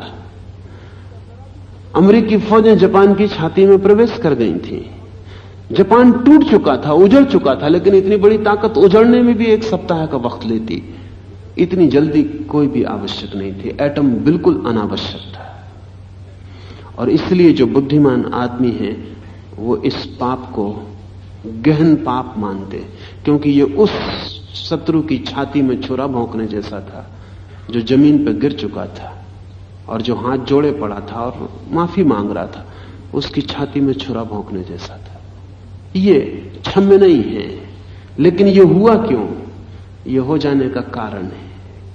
कारण अमेरिका की कोई सभ्यता, कोई संस्कृति पुरानी नहीं है। केवल 300 वर्ष नए से नया कोई समाज अगर बचकाना हो सकता है तो वो अमेरिका है। 300 वर्ष कोई उम्र होती है जातियों के लिए। जिनका इतिहास 300 वर्ष का हो उनकी समझ बहुत गहरी नहीं हो सकती। जानकारी बहुत हो सकती है, समझ बहुत नहीं हो सकती, विजडम की कमी होगी। तो आज अमेरिका के पास जानकारी तो बहुत है, इसलिए तो एटम भी बन सका, लेकिन समझ नहीं है। समझ न होने के कारण उसका उपयोग हो गया। लाओ से कहता है, सेनापति जो ताओ का भरोसा करता है, जो धार्मिक है, जो राज्य धार्मिक है, वो शस्त्र बल का भरोसा कदापि नहीं करता, अपना कर्तव्य भर निभाता है, उस पर गर्व नहीं करता, अपना कर्तव्य भर निभाता है, उसकी सेखी नहीं बघारता, अपना कर्तव्य भर निभाता है, उसके लिए घमंड नहीं करता। वह एक खेदपूर्ण आवश्यकता के रूप में युद्ध करता है।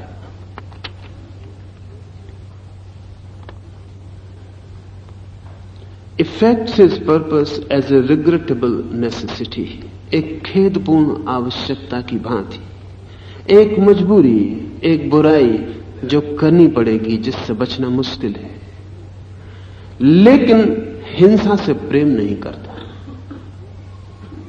चीजें अपना शिखर छूकर फिर गिरावट को उपलब्ध हो जाती हैं। हिंसा से प्रेम एक बात है और हिंसा मजबूरी में बिल्कुल दूसरी बात है। और इस भेद को जो नहीं जानते वो बड़ी मुश्किलों में समाजों को उलझा देते। इस पे हम थोड़ा ध्यान दे लें।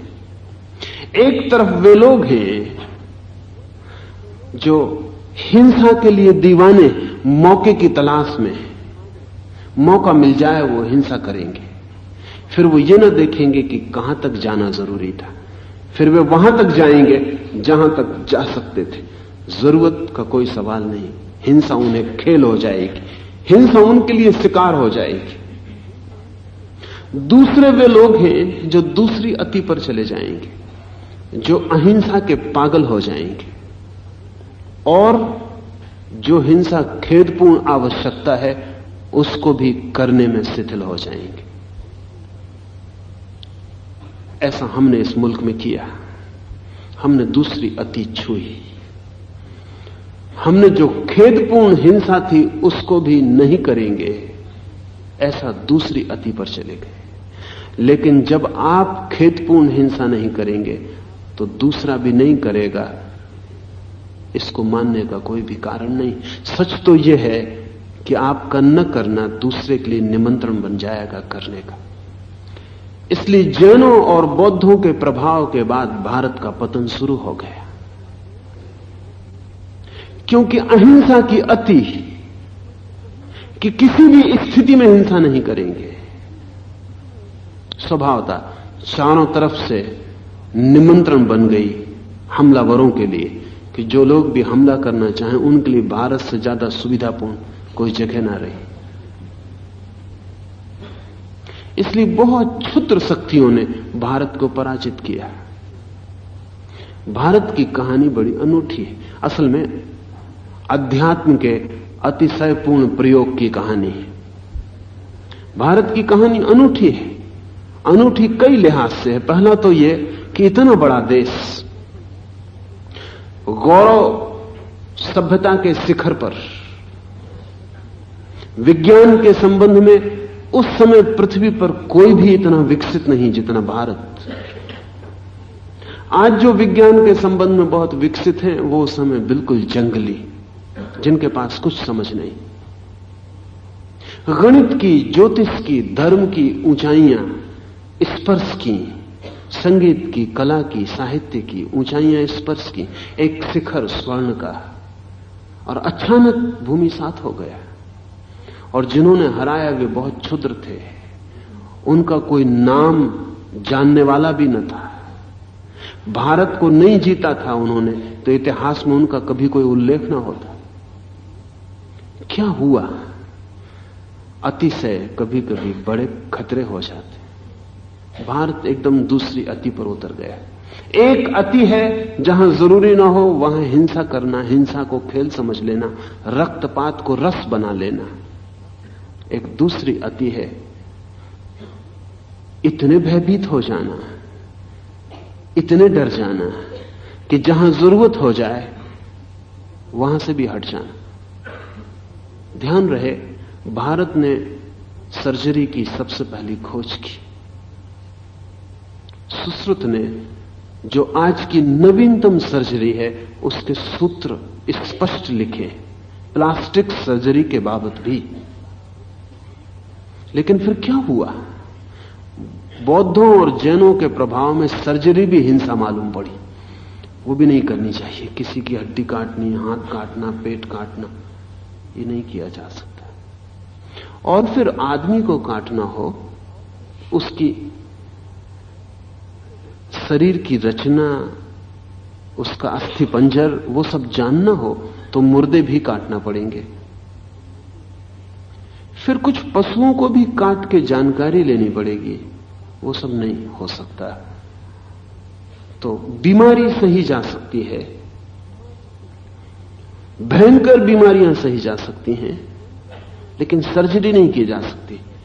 सुश्रुत ने जो खोजा था, अगर सुश्रुत के बाद 3000 साल हम उस सूत्र पर चलते तो पश्चिम की सर्जरी आज बचकानी होती। लेकिन चलने का कोई उपाय न रहा, क्योंकि सर्जरी में, शल्य क्रिया में हिंसा मालूम पड़ने लगी, वो नहीं की जा सकती। जैनों ने तो अति कर दी, उन्होंने खेतीबाड़ी बंद कर दी, क्योंकि उसमें हिंसा, इसलिए कोई जैन खेतीबाड़ी नहीं करता, क्योंकि वृक्ष उखाड़ने पड़ेंगे, पौधे उखाड़ने पड़ेंगे, काटने पड़ेंगे, तो पौधे में प्राण है। ये इसे थोड़ा समझ ले, पौधे को काटना खेदपूर्ण हिंसा है, कोई चाहता नहीं। अगर हम जी सकें बिना पौधे को काटे तो कोई काटने की जरूरत नहीं।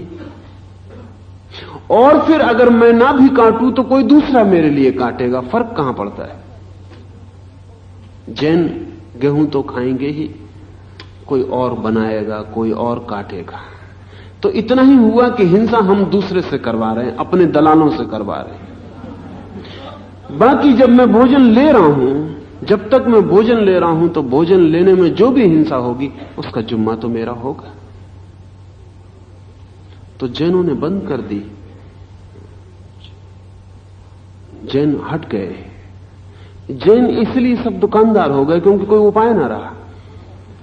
छत्री थे मूलतः वो, क्योंकि महावीर और जैनों के 24 तीर्थंकर छत्री थे। तलवार उनके हाथ में ही थी, ऐसे वो पैदा हुए थे। निश्चित ही जब उनके 24 तीर्थंकर छत्री थे तो उनके मानने वाले अधिक लोग छत्री होंगे। छत्री रहने का कोई उपाय न रहा, क्योंकि हिंसा तो की नहीं जा सकती। ब्राह्मण होने का कोई दरवाजा नहीं था, क्योंकि जन्म से कोई ब्राह्मण होता है। शूद्र कोई होना नहीं चाहता था, इसलिए वणिक होने के सिवाय कोई उपाय नहीं रह गया। खेतीबाड़ी की जा नहीं सकती, शूद्र कोई हो नहीं सकता, तो सिर्फ दुकान चलाने के सिवाय कोई उपाय नहीं रह गया। ये जो अति पैदा हो जाती है, ये अति खतरे में ले जाती है, एक से दूसरे खतरे में। कुएं से बचते हैं, खाई में गिर जाते हैं। एक शिखर छू के भारत एकदम नीचे गिर गया। इसलिए भारत के मन में अभी भी हरा है वो घाव, और हमारे मन में ऐसा लगता है कि कोई एक स्वर्ण शिखर था अतीत में, जैसे हम छू के हट गए। इसलिए हमारा मन बार बार पीछे लौट जाता है। उसमें थोड़ी सच्चाई है। एक शिखर हमने छुआ था, लेकिन होता खतरा तभी जब कोई शिखर छू लेता है। उदाहरण दूं तो ख्याल में आ जाए, जब हम सभ्यता के इतने शिखर पर थे और विलास की सुविधा थी, इस विलास की भी कि हम चाहें तो अहिंसा की अति में चले जाएं, ये भी सिर्फ तभी संभव हो सकता है जब लोग बहुत खुशहाल हों, तब इतना सोच सकें, इतनी बारीक सूक्ष्म अहिंसा की बात सोच सकें। तो हम हट गए। आज अमेरिका भी ठीक वैसी हालत में है। आज अमेरिका समृद्ध है, संपन्न है। आज उसके बच्चे युद्ध से हटना चाहते हैं। आज अमेरिका में जितना वियतनाम में युद्ध न हो इसका विरोध है,